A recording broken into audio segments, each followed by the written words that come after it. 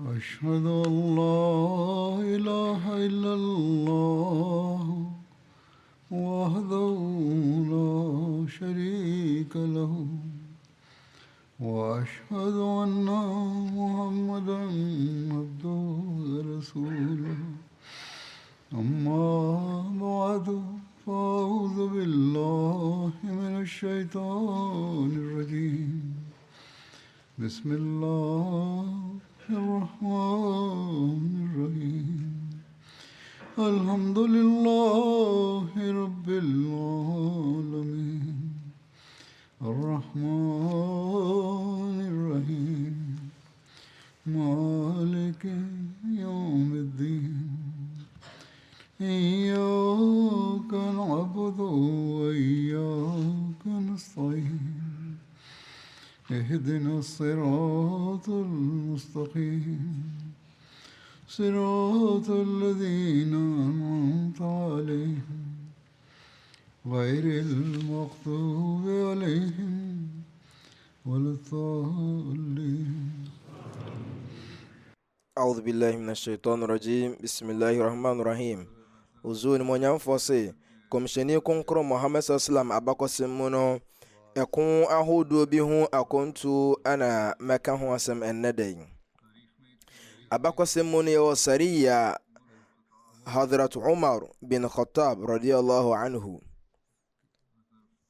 aya suma na manoko toroba kronim sa ekun akontu we ekoso Shaban hijra afi tosunsunim komsheni Muhammad sallallahu alaihi wasallam suma Hazrat Umar bin Khattab radiyallahu anhu sa onko Hawazin abusuya kuono mu nkrofobia na from Toroba omo Toroba kroyi na eye bia na ebe sekwansini wa hamiensa ne aduasa miensa efri Medina eko hono mu a na ewo sana ana na jana ntem komsheni konkro Muhammad sallam suma asrafo aduasa de ka Hazrat Umar radiyallahu anhu de nam suma komsheni suma Hazrat Umar ko sa ekontu we ni se komsheni Muhammad sallam eti ko wabi efa Toroba enkrofo no sa omubopo bi etia Islam na Hazrat Umar esimu nana banu Hilal enipa bi ana ochrekere wo mo kwan ti sahaba fo no tu kwan na dwebere na omo ehinta eda no berenim ebra ehle Toroba fo eti sa asemi se muslim fo ne ba no wo mo edwane gbo apetin na Hazrat Umar ekoduru wo mo bia ho na o man koto bia nana wo mo afoforo mbepo akogina ne soro nana wo mo ahunyade ne wo mo ayemmo anyina no wo magya no ho nti muslim fo no efai na sankofo mu ya mumuyefo nti wo mo fai no mo do mani ekire Medina na bra wo mo bo muduru Zuljazar na omo hunu eye emwadi dibia ho no Banu Hilal munipa na omo kire omo kwan na ka se okatira Hazrat Umar se na obeto ahye nkofo bi so omo nso eben Banu Khasam fo na omeya nkrofo bi ana minsukom na ekoma ba omukrom nti ombetena na Hazrat Umar radiyallahu anhu ka se komsheni konkro Muhammad sallallahu alaihi wasallam enya dia o ma me emre bi se menye sade o ma me mra se menko Toroba fo no ho na menko kon ntia wo mo ntia mumuye o moye nti Hazrat Umar edane nani eba Medina efrise sa nkofo yi Hawazin fo ne nkofo na o moye mumuye nti kwaduba aya na ebibo ditia Islam se muslim fo no wo mo etoshe nkofo so abra omuni agena so bia no aha yenya eho nya no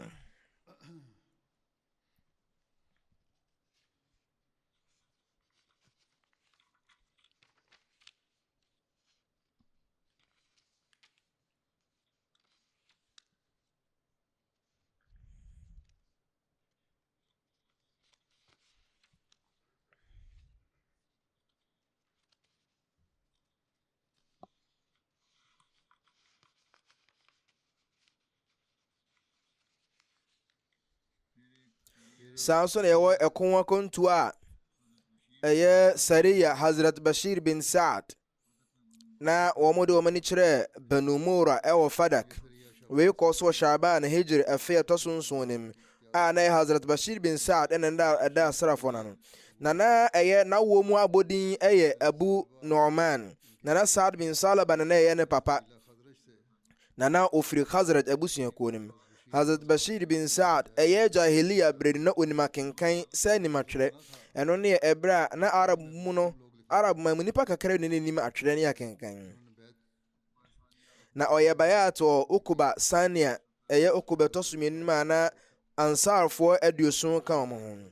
Nti Badr ɛkɔn no, Uhud ana Khandak ɛkɔn no ana ɛkɔn ahodoɔ no nyinaa no ɔka kɔmhyɛni kronkron Muhammad sallallahu alaihi wasallam ho ɛkɔe. Hazrat Bashir bin Saad radiyallahu anhu ɔno ne Ansar mu nipa a odi kan a ɔyɛ bayat ɛwɔ Hazrat Abubakar nsase ɛwɔ Saqifa Banu Sa'ida. Ɛberɛ na Hazrat Abubakar yɛ khalifa no hijra fi to so dumienu ana Hazrat Bashir ɔkɔ ɛko bi a ne yɛfrɛ no Aina Tamar a na Khalid bin Walid ne da no ɛhɔ no ɔyɛ mogya dansidifo. Ɛfa ɛko a yɛfrɛ no Aina Tamar no saa bea yi ho no bea bi a na ɛbɛn Kufa paa.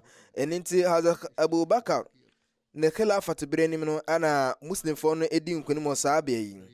Nti ne nyinaa mu no saa ɛko yi ho asɛm sɛ mɛdi kan no nkyerɛmu a ɛwɔ ho no sɛ kɔmhyɛni kronkron Muhammad sallallahu alaihi wasallam ɛsoma asraafoɔ 30 de kan Hazrat Bashir bin Saad sɛ wɔn nkɔ Banu Mura foɔ no hɔ ɛwɔ Fadak yɛ bea bi a wofiri hɔ nom kɔ Medina bɛyɛ sɛ anadwo 6 akwantuo.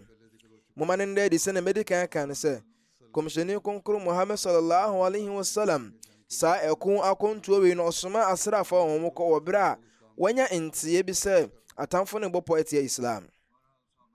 Ne nyinaa mu no sahabafoɔ no wɔn sii mu sɛ wɔn tu kwan no na wɔn kɔhyia a nkurɔfoɔ a wɔyɛ nnwanhwɛsofoɔ no na wɔn busa wɔn fa Banu Murafoɔ no ho na nnwanhwɛsofoɔ no kyerɛ wɔn sɛ Banu Murafoɔ no wɔ wɔn bɛhwɛ anim na nyɛ adeɛ wɔn aba nsuniwa no ho.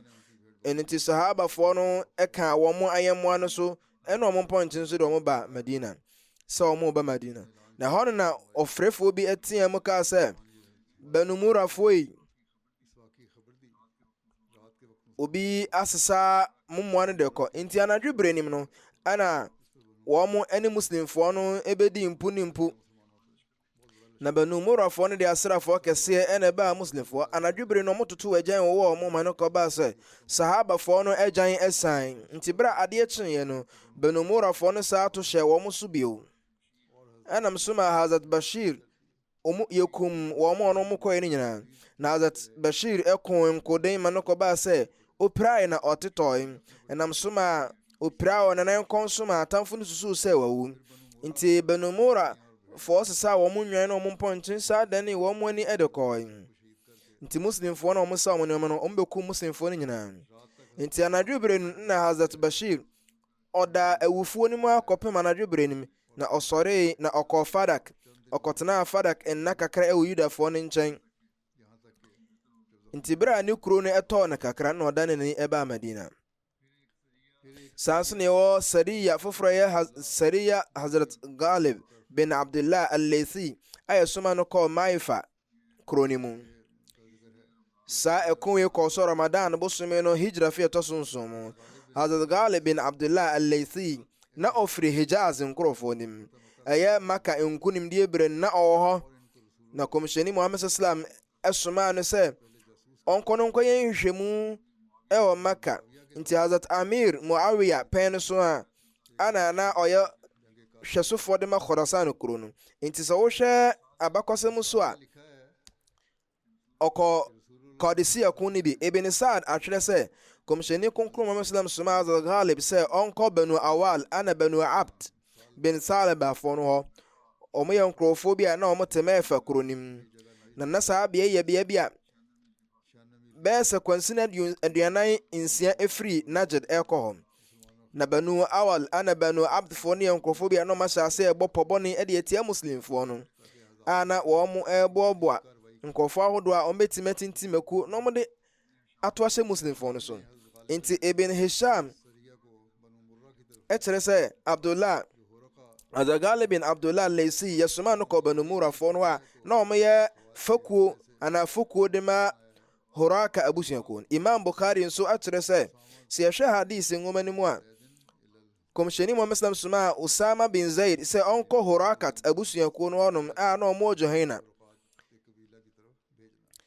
ɛno nti wei ama yɛhunu no sɛ saa ɛko wei no ɔsrani a na ɔdaa no ɛyɛ Hazrat Usama bin Zaid. nanso so no nkyerɛmufo a wɔkyerɛkyerɛ Bukhari nwoma nim ɛyɛ Alama Ibn Hajar kyerɛ sɛ komsheni konkro Muhammad sallallahu alaihi wasallam Hazrat Zaid asɛm yɛ ɔkaeɛ sɛ komsheni soma ɔmo kɔɔ saa bea no nyɛ adeɛ kyerɛ sɛ kyinkyina na yɛ Hazrat Usama na ɛyɛ asraafo daanofo.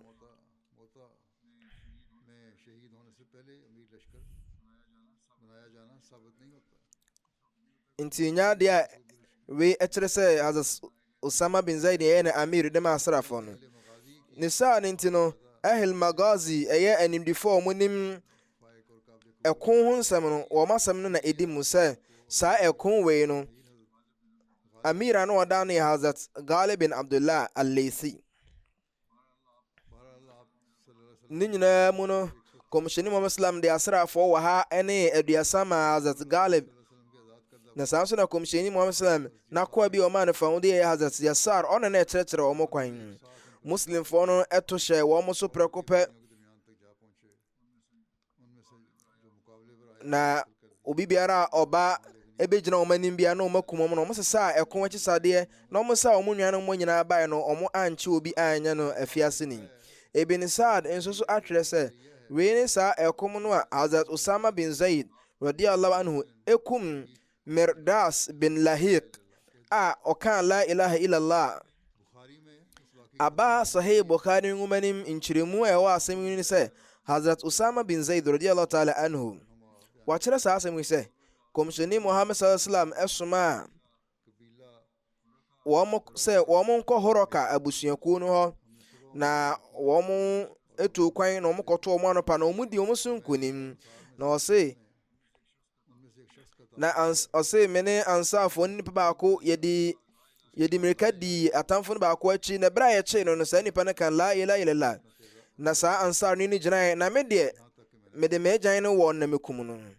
ɛno nti ɛberɛ a yɛba bɛduru Madina no komsheni Muhammad sallam te saa asɛm wei na ɔka sɛ o Usama na ukum no wɔ berɛ a ɔka sɛ la ilaha illallah.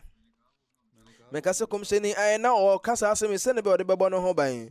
na komsheni Muhammad sallam tɔkɔɔ so esi saa asɛm wei so a ma no sɛ ana ukum no na ukum no kɔba sa Usama se saa berɛ na menya ɔpɛbu makoma mu sɛ menya mpo a na nka menya mɛyɛ muslim ni. na imam muslim aka ne hadis mu sɛ afala an shakakta an qalbihi hatta ta'lama am qalaha am la. sɛ na adan ana wampa na koma mu anhwɛ sɛne bɛyɛ wobɛhu sɛ ɔka saa asɛm wei no kura mu anaasɛ atoro mu. nti ɔse Hazrat Usama sɛ komsheni ka saa asɛm wei ntoatoasoɔ ma no kɔbaa sɛ menya mpo a na nka saa berɛ no menya mmɛgye Islam ntom. nanso ɛnnɛ berɛ yi maalamfoɔ ne mulafoɔ a ɔmo wɔ no ɔmo deɛ ɛyɛ ɔmo sɛ ɔmo paapaa Ahmadiyyafoɔ akoma mu ana ɔmo ahunu Ahmadiyyafoɔ akoma mu nti no ɔmo wɔ ho tumi sɛ ɔmbɛtumi akunkum Ahmadiyyafoɔ no ɔmatete wɔ mo. Allah ɔtumfoɔ ɔno ɔmo ndi ɛwɔ pɛrɛpɛrɛ yɛ kwan so.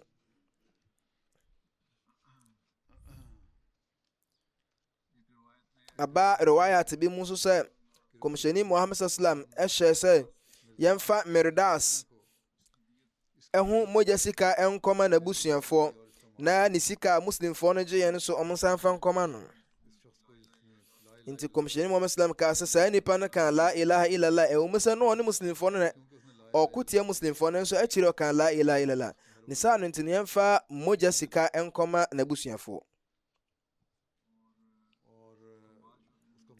na afei n'ahonyade ebedi muslimfoɔ no so ɔsɛ ɔmo de kɔ.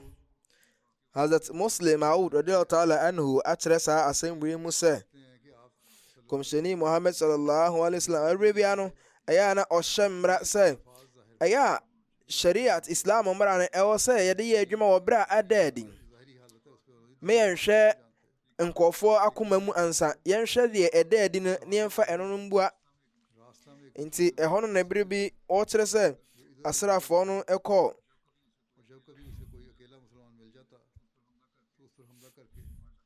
sahabafoɔ no bi ɛkɔ akɔntuo bi na wɔn hyia atamfo na atamfo no hyia wɔn a na muslimfo no akum wɔn ma no kɔbaa sɛ baako edwaneeɛ na bere a muslimfo no kɔtoo wɔn na ohunu sɛ muslimfo no akye no ɔteɛ mu ka sɛ la ilaha illallah obiara no ɛfata sɛ yɛsom no gye sɛ Allah a na ne nkyerɛ sɛ ne sɛ ɔbaa bɛyɛ muslimi nanso Usama radiyallahu anhu nyaade a obu a n'asɛm no mpo obu n'ani go so na ne nyinaa akyiri no okum no nti ɛberɛ a saa asɛm yi ɛkɔduru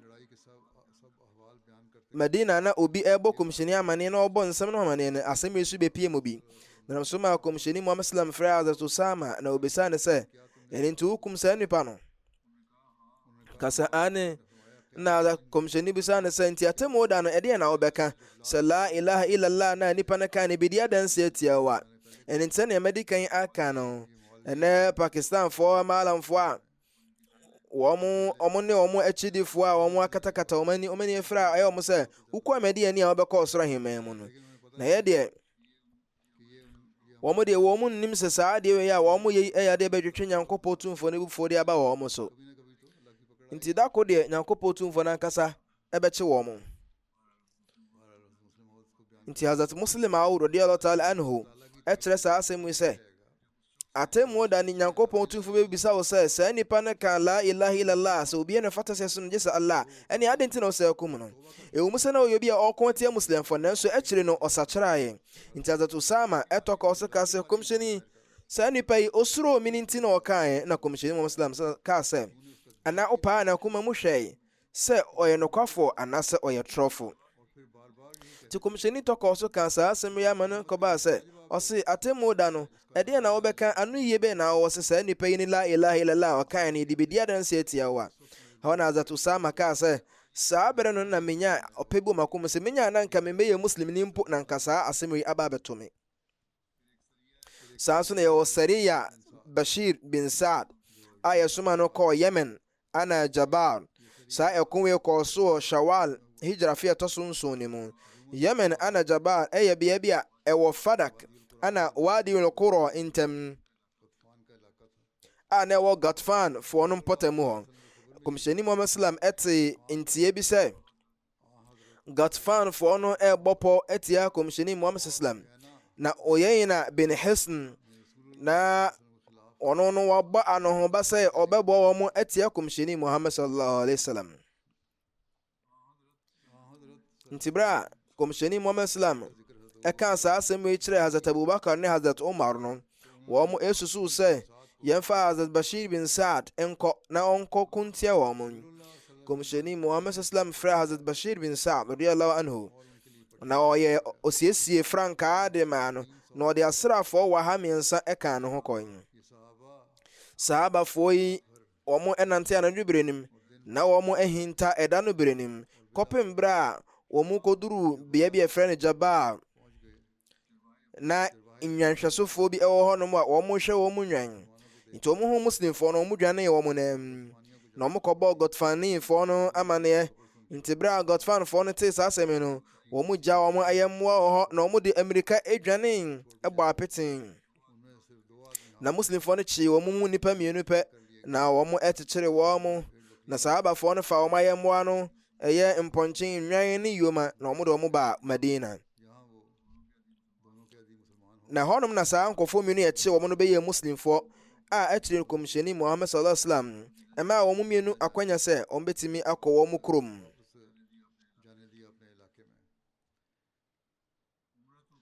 yɛwɔ Umratul Qada nkyerɛmu a ɛwɔ hɔnom no ɛne deɛ ɛdidi so yi kɔmhyɛni Muhammad sallallahu alaihi wasallam umra a ɔyɛ ɛwɔ Zulqada hijra fi ɛtɔ so nson ne mu no a ɛyɛ February bosome no ɛyɛ afe wahansia ne aduonu nkron Yesu Kristo akyi wei yɛ bosome ɛyɛ Zulqada bosome no a kɔmhyɛni Muhammad sallam ne umra wantimi anya afe atwa mu no ɔkɔɔ so ɔkɔyɛ umra na afe atwa mu Makafoɔ na ama no kɔ ama no anya no nti kɔmhyɛni Muhammad sallam yɛ sɛ ɛne ɔbɛba na ɔba bɛyɛ umra ɛde ahyɛ sa umra no anamu nti nkyerɛkyerɛmufoɔ a ɛfrɛ no Alama Ibn Hajar a ɔkyerɛkyerɛ Bukhari nwoma nim no wafrɛ saa umra yi edin bebree ɔse Ghazwatul Qada, Umratul Qadiya, Umratul Sulh, Umratul Qisas. Wafrɛ saa umra yi nso sɛ Ghazwatul Amn. Deɛ nti na wɔfrɛ no Umratul Qisas no ne sɛ ɛyɛ Makafoɔ no mushrikinfoɔ no ɛyɛ hijra afe a ɛtɔ so 6, ɛyɛ bosomia na nka yɛ nko ntɔkwa na ɛnyɛ basabasa wɔ mu no, wɔn si kɔmhyɛni Muhammad sallam kwan ama na anyɛ umra. ɛno nti kɔmhyɛni Muhammad sallam yɛ sɛ ne ɔba bɛyɛ umra na ɔde ayɛ nsianan mu de ama saa umra wɔntumi anya afe atwa mu no. ɛno nti Zulqaada hijra afe a ɛtɔ so 9 na kɔmhyɛni ɛwura Masjid al-Haram. Ibn Abbas ka sɛ saa berɛ no yɛsane Quran kyɛfa wi sɛ ashahru al-haramu bishahri al-haram walhurumatu qisas, sɛ ɛmumuyɔ a akɔ so ɛwɔ bosome kronkron no ɛho asotwe bɛkɔ so ɛwɔ bosome kronkron mu. Nti Ibn Hisham aka sɛ kɔmhyɛni Muhammad sallallahu alaihi wasallam ɛyi Hazrat Uwaif bin Adbat Daylamin sɛ ɔnyɛ ne namusifoɔ, na Ibn Sa'd nso kyerɛ sɛ yɛyi Abu Rum Ghafari sɛ ɔno no nyɛ kɔmhyɛni namusifoɔ ɛwɔ Madina. ɛno nti nkyerɛmu a ɛfa kɔmhyɛni no ho bɔbɔ a ɔde tu saa kwan wei kɔɔ umra no ɛna didi so yi. Saa umra wei no kɔmhyɛni Muhammad sallam ne asrafoɔ 2,000 ɛna ɛkɔɔ. na berɛ a wɔn mu ɛhyɛ akonto no ase no kɔmhyɛni kaa sɛ wɔn mu obi biara a na ɔka muslimfoɔ no wɔ Hudaybiyah berɛ nim no ɛwɔ so wɔn nyinaa bɛka ho, gye sɛ wɔn yɛ mogya asirifoɔ ɛwɔ Khaybar ko nim anaasɛ ansa na saa berɛ wei wɔn ɛwuwuiɛ no. saa nso na wokɔti wɔn a sahabafoɔ bebree a na wɔn nka muslimfoɔ no Hudaybiyah akwantuo no mu wɔn ka wɔn ho, na muslimfoɔ no wɔ ɛyɛ yom maako 60 a wɔn yɛ wɔn afɔrebɔ mmoa na wɔn de kɔnmuadeɛ toto wɔn kɔn mu, na kɔmhyɛni de saa mmoa yi ɛhyɛ Hazrat Najia bin Jundub nsa. ɛberɛ a kɔmhyɛni Muhammad sallam ɛduru bea bi a yɛfrɛ no Zulhulaifa a bɛyɛ sɛ kwansini 6 anaasɛ 7 ɛfiri Madina no. kɔmhyɛni sallam soma asraafoɔ wɔ ha a wɔn te mpɔnkɔ so sɛ wɔn ndi anim kan na wɔn nkɔyɛ ahobanbɔ nti wɔn nkɔhwɛ kwan mu. na kɔmhyɛni yɛ Hazrat Muhammad bin Maslama sɛ ɔnyɛ wɔn kandifoɔ. saa akwanto yi mu no kɔmhyɛni Muhammad sallam fa nadeɛ kyɛ akondeɛ ana agyan ana akokyɛm ɛka ne ho. na kɔmhyɛni ma saa nneɛma ahodoɔ yi nyinaa ɛdi n'anim kan, na ɔyɛ Hazrat Bashir bin Saad sɛ ɔnyɛ hwɛsofoɔ mfa ma akodeɛ yi. saa asɛmbisa wei ɛsɔre wɔ ha sɛ na yɛkɔ umradeɛ a ɛneɛ akone ahodoɔ a ɛrekɔ so yɛ. kɔmhyɛni Muhammad sallam wɔn mu bisaa no, na kɔmhyɛni sɛ yɛne Qurayshfoɔ no kɔ apam sɛ yɛba a yɛmfa akodeɛ bi agye sɛ yɛn sekan a ɛhyɛ wɔ ha mu. ɛhɔ na kɔmhyɛni sallam yii ano sɛ ɛnyɛ adeɛ de akodeɛ no bɛwura Masjid al-Haram mu, na mmom ahwɛ yie nti ane afa yɛde bɛgu bea soronko bi. ɛfiri sɛ yɛnye Makafoɔ no ndi ɔmbɛtumi ato ahyɛ nso ɛberɛ biara. nti Hazrat Muhammad bin Maslama ɔne apɔnkɔtwifoɔ no kɔduru Marru Zahran. ɛhɔnom na wɔn kɔhyia Qurayshfoɔ no bi wɔn ka kyerɛ Qurayshfoɔ no sɛ nyame adom kyina kɔmhyɛni Muhammad sallam ba bɛduru saa bea wei. na saa nkɔfoɔ no ba Qurayshfoɔ no ho bɛbɔ wɔn amaneɛ, na wɔn hyɛ aseɛ sɛ wɔn suro.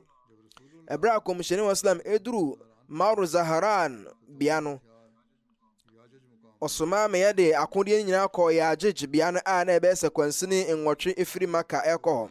ɛberɛ a Makafoɔ no ɛtee sɛ kɔmhyɛni Muhammad sallam ɛde akodeɛ ahodoɔ aba Maka no, wɔn akoma tuoyi, na wɔn soma a wɔn mu nkurɔfoɔ no bi sɛ wɔn nkɔyɛ nhwehwɛmu mfa saa asɛm no ho. nti Mekres bin Hafs ɔno na ɔyɛ wɔn namusifoɔ. ɔba kɔmhyɛni no bɛka sɛ Muhammad sallallahu alaihi wasallam, Muhammad yɛnya adeɛ yɛhu sɛ wato wano ho ba ne apam da. na kɔmhyɛni sallam ka kyerɛ mo sɛ yɛn mmara a ɛwɔ apam a yɛkɔɛ no saa pɛpɛ ne yɛnam so yɛde bɛyɛ adwuma. nti nya adeɛ yɛde akodeɛ bɛwura Maka, nti atamfo no akoma tɔ mu yam. nti Nekres ɛka sɛ wei ɛne asɛm no yɛnim sɛ wo deɛ osuban pa ahodoɔ nyinaa hyɛ ma wɔ mu. yɛnim sɛ wo teneneeɛ ɛne suban pa ahodoɔ nyinaa no ɛwɔ mu. kɔmhyɛni kronkron Muhammad sallallahu alaihi wasallam ɛsoma Hazrat Bashir bin Saad ɛde saa abafoɔ kakra ka ho sɛ wɔn nkɔ no nkɔhwɛ akodeɛ no so. na yɛhwɛ apama a muslimfoɔ no makafoɔ no kɔɔeɛ no a na wowura maka womfa biribiara gye sɛ wo sekan a ɛhyɛ bɔha mu. Nti sahabafoɔ no ɛto talbi na ɔmo wura a ɛyɛ masjid haram, ɛyɛ bea bi ɛfrɛ no zituwa a ɛno no bɔnhwa bi a ɛbɛyɛ sɛ kwansini baako ne fa ɛfiri masjid haram kɔ. Nti kɔmhyɛni Muhammad sallam na ɔtene pɔn na boa ɛfrɛ no kɔsoa so na owura Maka. Na Hazrat Anas radiyallahu ta'ala anhu ɛka sɛ umratul qada brɛ no kɔmhyɛni wura Maka na Hazrat Abdullah bin Rawaha na wadi kɔmhyɛni anim na ɔka sɛ o kufar atamfo no asefoɔ mumbie kwan mu ma kɔmhyɛni Muhammad sallam ɛnnɛ yɛbɛboro mu ama no kɔba sɛ mu wura bɛfiri mu ankasa ma yɛ nkɔfoɔ.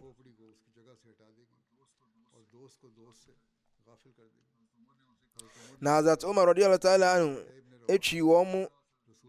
etwi n'ani na ɔka sɛ Ibn Rawaha na wo kenkan saa anwensɛm wɔ kɔmhyɛni Muhammad sallam anim. Kɔmhyɛni Muhammad sallam ka sɛ Umar gyaa no. Na saa nsɛm a ɔka no ɛwɔ nsunsuansoɔ mpo sen agyan wɛ riwayat baako aba riwayat bi mu nso sɛ ɛberɛ a Hazrat Umar esi Hazrat Abdullah bin Rawaha ho kwan sɛ ɔma wɔn kenkan saa anwensɛm no kɔmhyɛni Muhammad sallam ka sɛ o Umar masongu deɛ ɔkenkan no so. Nti Hazrat Umar ɛyɛ kɔm ana kɔmhyɛni Muhammad sallam ɛka kyerɛ Hazrat Abdullah bin Rawaha sɛ sɛnka ɔbɛkenkan saa anwensɛm no a ɛbɛma nkɔfoɔ no ahyɛ abufuo no ɔnka sɛ la ilaha illallah wahdahu nasara abdahu wa azza jundahu wa hazama al-ahzaba wahdahu. Nsɛ nyame biara ne hɔ gye sɛ Allah ɔyɛ baako pɛ waboa ne nkoa no na wɔde animonyam ama wɔn mu na ɔde nkuguo ama atamfo no.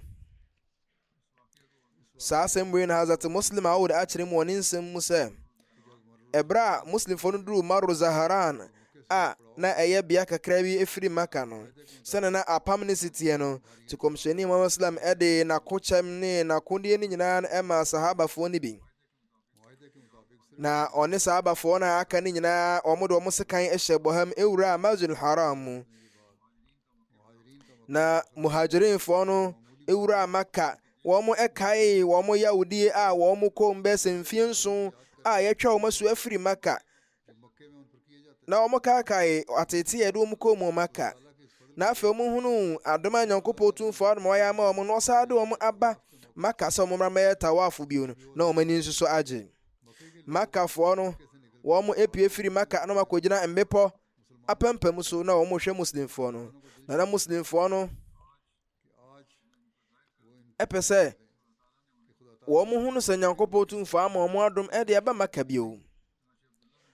Nti saa bere na Hazrat Abdullah bin Rawaha ɔhyɛ sɛ ɔto ɛko mu nnwom ana kɔmhyɛni Muhammad sallam esi ne kwan no ka kyerɛ ne sɛ mɛnto saa anwensɛm yi na mmom ka sɛ obiara no ɛfata sɛ ɛsom gye sɛ Allah ɔno na waboa ne somafoɔ ne ne nkoa na watwitwa agye ne nkoa pa no afiri nkunguo mu ɛne animguaseɛ mu na wama atamfo no atete apansam. Hazrat Ibn Abi Awfa radiyallahu ta'ala anhu wakasa bra kɔmhyɛni Muhammad sallam na ɔyɛ umra na sahabafoɔ no bi ɛbɔ ne ho ban afiri mushrikinfoɔ mmabunu no bi sɛne bɛ ɔmo nto nhyɛ ne so. Nti bra kɔmhyɛni sallam ɛwura Maka no atamfo no bi epie firi Maka ɛkɔgyina mmepɔ so ɛnam ɔtan a na ɔmo wɔde ma kɔmhyɛni Muhammad sallam ɛne sahabafoɔ no nti na ɛden ma wɔn sɛ wɔn bɛhunu sɛ kɔmhyɛni Muhammad sallam ne sahabafoɔ no ɛyɛ tawaf ɛwɔ Maka. Nanso so kufaarfoɔ no bi deɛ na wɔn gyina Darun Nadwa a wɔn ɛhwɛ muslimfoɔ no a na wɔn si wɔn atwetwe na wɔn ka sɛ na muslimfoɔ wei deɛ na wɔn bɛtumi ayɛ tawaf. Wɔn deɛ ɛkɔm ana Medina mu etiridi yareɛ ama wɔn ayɛ mmerɛ na hɔ na kɔmhyɛni Muhammad sallam oduru Masjidul Haram na ɔyɛ istiwa ɛne sɛ ne ntoma efra no opagyae ma ne kɔbaa sɛ na basa ɛne na betri na ne nsa ho nyina bi gu hɔ na wei ɛyɛ ade a kɔmhyɛni kaa sɛ nyankopɔn fa ne homɔboro ngu mo so na ɔmama hoɔden. Na hɔ na kɔmhyɛni Muhammad sallam hyɛ aseɛ sɛ ɔne sahabafoɔ no ɛretwa kaaba no ho ahyia. ɛno nti deɛ ɛdi kan ntwaho mmiɛnsa ɛdi kan no wɔn pagyapagya wɔn abɛtiri kɔɔ soro kyerɛ sɛ wɔn nyaa deɛ wɔn ayɛ mmerɛ ahoɔden wɔ mu. Na Imam Bukhari aka saa asɛm sɛ Hazrat Ibn Abbas aka sɛ kɔmhyɛni Muhammad sallallahu alaihi wasallam ne n'akyirifoɔ no wɔn bɛduru saa bea no, na mushrikinfoɔ no ɛka sɛ nkurɔfoɔ bi ɛreba mo ha Medina ɛhyew ama wɔn ayare wɔn anya tiridi. Na hɔ na kɔmhyɛni Islam maa sahabafoɔ no mmara sɛ wɔn mfa ntwaho a ɛdi kan mmiɛnsa no wɔn mfa mmirika ne ahoɔden nya ɛyɛfrɛ no ramel ɛwɔ Arabic kasa mu. ɛne sɛ sɛ obi kɔ hajj na ɔyɛ tawafo no a mpɛn mmiɛnsa ɛdi kan no ɔde ahosɛpɛ ne ahoɔden na ɛyɛ. Nti kɔmhyɛni Islam ɛda nti mɔbra didi ma sahabafoɔ no, nti wɔama wɔn amfa ahoɔden antwa ɛho anhyia mpɛn nson no, gye sɛ mpɛn mmiɛnsa ɛdi kan no kwan. Na wɔn yɛ wei sɛnɛ bɛyɛ a wɔn bɛtumi de wɔn ahoɔden no ada adi akyerɛ kufar atamfo no. Aba rawaya te bum so sɛ kɔmhyɛni Muhammad sallam na ɔte ne pɔnkɔ so a odi atrantwe ɛwɔ Safa ana Marwa mmepɔ no mmienu ntam. Na kɔmhyɛni Muhammad sallam wei akyiri no wɔn ɛkɔ Yajaj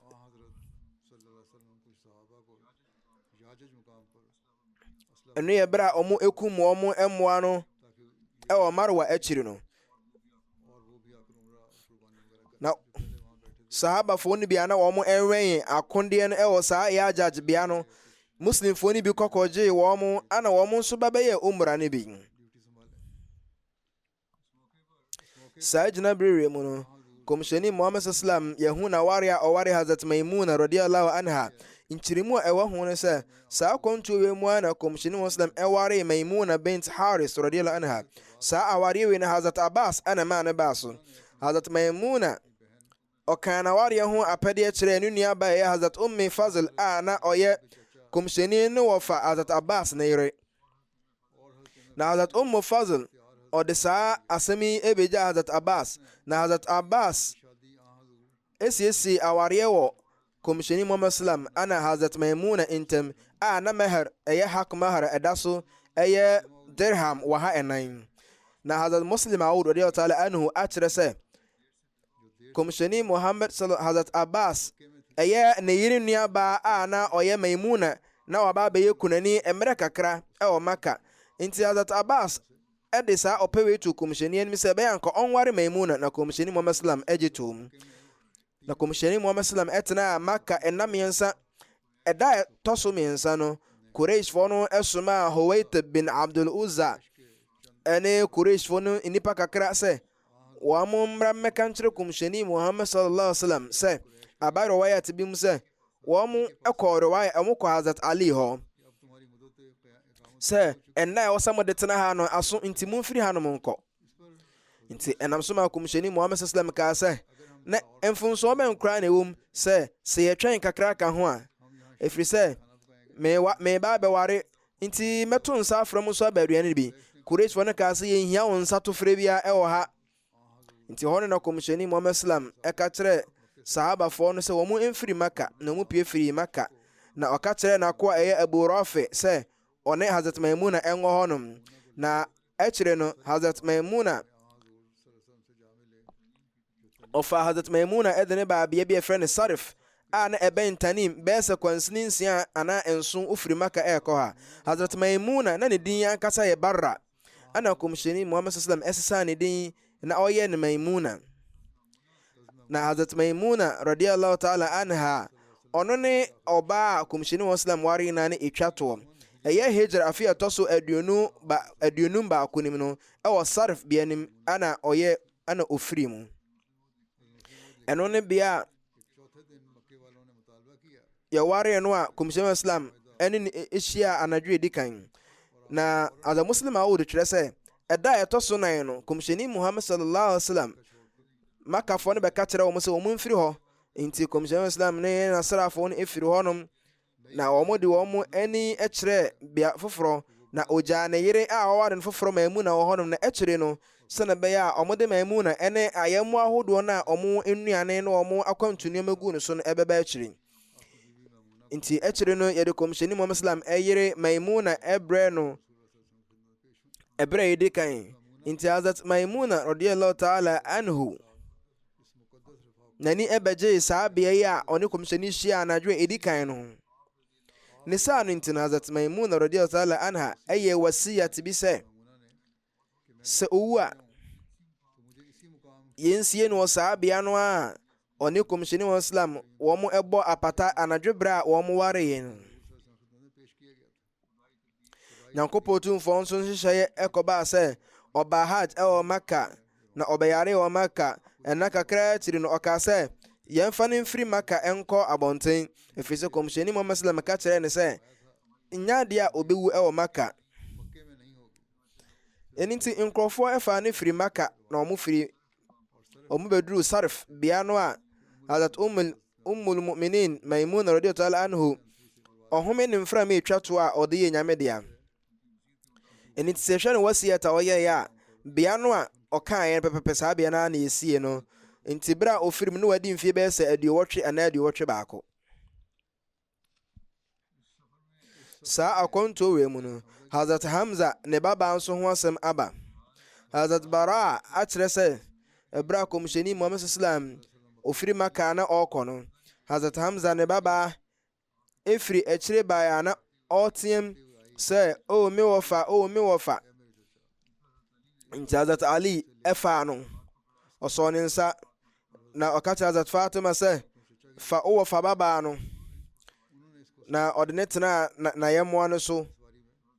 Na Hazrat Ali ana Hazrat Zaid ana Hazrat Jafar wɔn agye akyinie ɛfa abɔfra no sɛ hwan na bɛkuta no hwan na bɛgyina kɔ fie. Hazrat Ali ka sɛ memafa no ɛfiri sɛ ɔyɛ me wɔfa babaa. Na Hazrat Jafar nso ka sɛ ɔyɛ me nso me wɔfa babaa na ɔyɛ me maame nuabaa anaasɛ ne maame nuabaa ɛyɛ me yere. Na Hazrat Zaid nso ka sɛ ɔyɛ me nua bɛrima ɛbabaa. Na kɔmhyɛni Muhammad sallam esiesie wɔn ntam na ɔka sɛ ɛyɛ wo maame nuabaa ne gyina berɛ te sɛ wo maame ankasa. Ɛnam so ma kɔmhyɛni esiesie asɛm no nyina tɔda a sɛ yɛka asɛm a ɛyɛ na ɛhaw bebree ɛba wɔ saa nsɛm wei ho. Na kɔmhyɛni Muhammad sallam ka kyerɛ Hazrat Ali sɛ wofiri me mu na me nso mefiri wo mu na ɔkyekyere ne werɛ. Na ɔka kyerɛ Hazrat Jafar sɛ wo sɛme ɛwɔ me honam ani ɛne me suban mu. Na ɔka kyerɛ Hazrat Zaid sɛ woyɛ yɛ nua na woyɛ obi a woyɛ mu a yɛma ɔfa hodie. Na Hazrat Ali ka sɛ na wonware Hazrat Hamza babaa no. Na kɔmhyɛni ka sɛ daabi ɔyɛ me nua bɛrima me ne nanom nofoɔ baako ne babaa nti meware no a ɛnyɛ yie. Kɔmhyɛni Muhammad sallam Zulhijja bosome nim ana ɔbaa Madina. Sariya baako so ɛwɔ hɔnom yɛ Akhram bin Abi Awja a yɛsoma no kɔɔ Banu Sulaim. Saa ɛko wei kɔɔ so Zulhijja afe a ɛtɔ so 6 ɛwɔ Hijra akyi. Kɔmhyɛni Muhammad sallam soma Hazrat Akhram na ɔde asraafoɔ 50 kaa no ho sɛ ɔmo nkɔ Banu Sulaim hɔnom a na ɛyɛ bea na ɛbɛn Madina. Na Banu Sulaim nipa bi a na ɔno no yɛ nhwehwɛmu no na ɔka Hazrat Akhram ho. Na ɔde mmirika ɛkɔbɔɔ ne nkurɔfoɔ amanneɛ na ɔmode asraafoɔ ɛbɛhyia muslimfoɔ no. Na berɛ a Hazrat Akhram ɛduru hɔ no na Banu Sulaimfoɔ no ayɛ krado sɛ ɔmo ne muslimfoɔ no de bɛsi ani. Nti Hazrat Akhram too nsa frɛ wɔn sɛ wɔn mmra ɛmmɛyɛ muslimfoɔ. Na wɔn kaa sɛ ɛsom no a wɔfrɛ yɛn akɔ mu no nyɛ adeɛ ho hia yɛn. Ɛnam so ma wɔn totoo agyan wɔwɔ wɔn ho ama no kɔbaa sɛ Banu Sulaimfoɔ no wɔn anya asraafoɔ bi ɔmbɛka wɔn ho. Na ɔmutwa muslimfoɔ no hyia wɔ afana nyinaa na muslimfoɔ no konkoden ma no kɔba sɛ ɔmo mu dodoɔ no ayɛ mogya dansidefoɔ. Na Hazrat Akhram ɔtetɔe ɛwɔ awufuo ni ɔmo awuwu nim. Nti bɛyɛ Safar bosome no da ɛtɔ so edi kan ɛyɛ Hijra fi ɛtɔ so 8 ana ɔba bɛduru Madina. Saa so no yɛ ɛko bi a ɛyɛ Hazrat Ghalib bin Abdullah al-Laysi yɛsoma no ɛma ɔkɔɔ Kadid. Ɛyɛ Banu Mulavih abusuakuo no nkorabata baako a na yɛfrɛ Banu Layth. Ɔmo yɛ nkurɔfoɔ bi a na ɔmo te bi bɛfrɛ no Kadid na ɛna ɛbɛyɛ sɛ kwansini 228 wofiri Madina kɔ ha. Na Sahih Bukhari akyerɛ sɛ na saa kadidi na ɛyɛ nsuniwa bi a ɛwɔ Usfan ana kadidi ntem. Aba riwayat mu sɛ kɔmhyɛni Muhammad sallallahu alaihi wasallam ɛsoma mmarima 15 ɛde ka Hazrat Galib ho na wɔn nsɛm a na wɔn ɛka ɛne sɛ ɔsɛyɛ bɛka atamfo. Hazrat Jundub bin Mokif ɔka sɛ kɔmhyɛni Muhammad sallallahu alaihi wasallam ɛsoma Hazrat Galib bin Abdullah ɛwɔ ɛko akɔntuo bi mu a saa ɛko no mu na mɛka ho. Ɔka sɛ yɛnkɔto nhyɛ Banu Mulawifoɔ no so wɔ Kadid na yɛsii mu.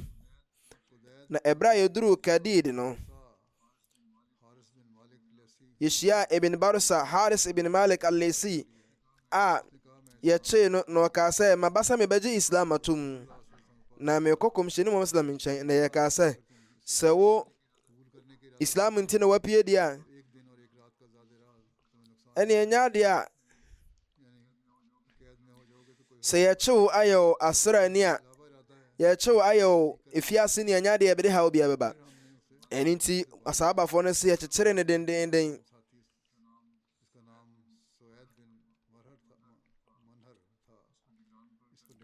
na yɛde ɛyɛ Suwaid bin Manhar sɛ yɛyɛ ne sɛ ɔnhwɛ no so. Na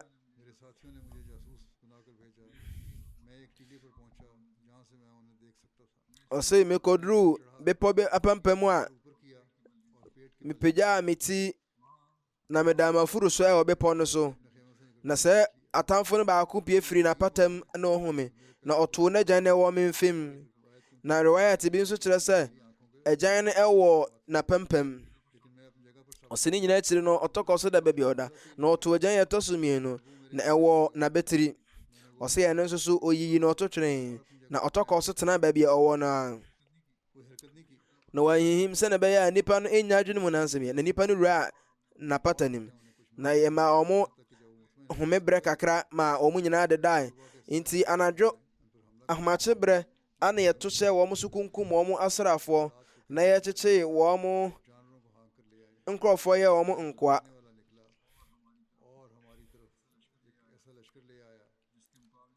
Na wɔn ɛfa asraafoɔ kɛseɛ paa de brɛ sɛ wɔn ne yɛde bɛsi ani.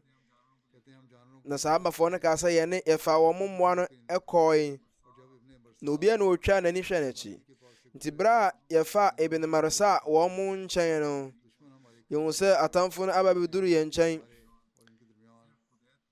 na aba bɛka bɔnhwa a ɛyɛ Kudaid nko a na Allah Otumfoɔ ɛma nsuo kɛseɛ tɔyɔ abere na mununkum biara ne wiem na nsuo no yiri ma no kɔbaa sɛ ɛne na ɛbɛkyɛɛ wɔn ɛne muslimfoɔ no ntam nti atamfo no ntumi antwa amɛtɔ wɔn na wɔn ani tua yɛn na yɛsa yɛde nkakra de wɔn mmoa no ɛkɔe na yɛde ntɛntɛm ɛka wɔn mmoa no so ɛkɔe a yɛyera a wɔn koraa wɔ yɛkyi.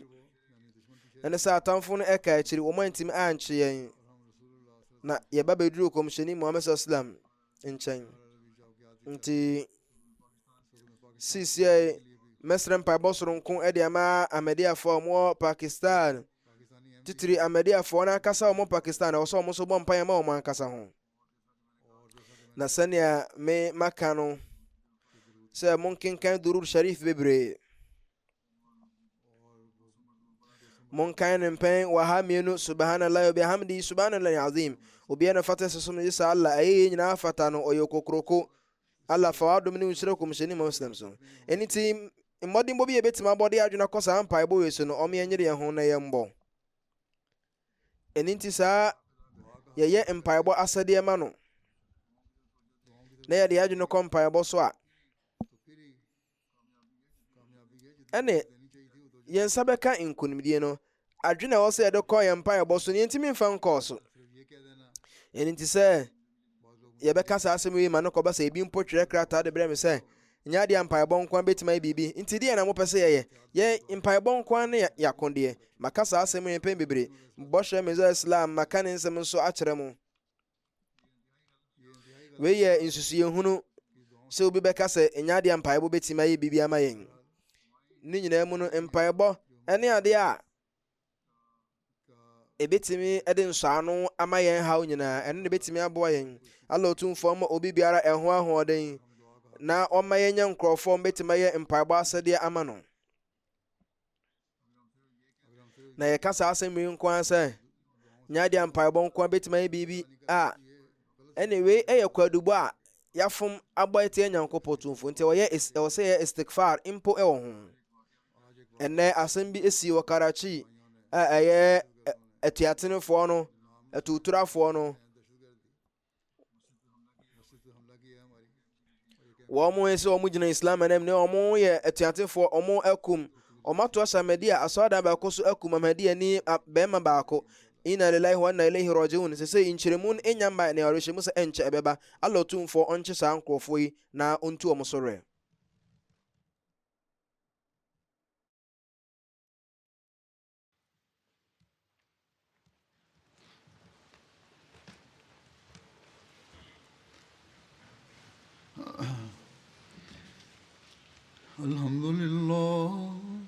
الحمد لله نحمده ونستعينه ونستغفره ونؤمن به ونتوكل عليه ونعوذ بالله من شرور أنفسنا ومن سيئات أعمالنا من يهده الله فلا مضل له ومن يضلله فلا هادي له ونشهد أن لا إله إلا الله ونشهد أن محمدا عبده ورسوله عباد الله رحمكم الله إن الله يأمر بالعدل والإحسان وإيتاء ذي القربى وينهى عن الفحشاء والمنكر والبغي يعظكم لعلكم تذكرون اذكروا الله يذكركم وادعوه يستجب لكم ولذكر الله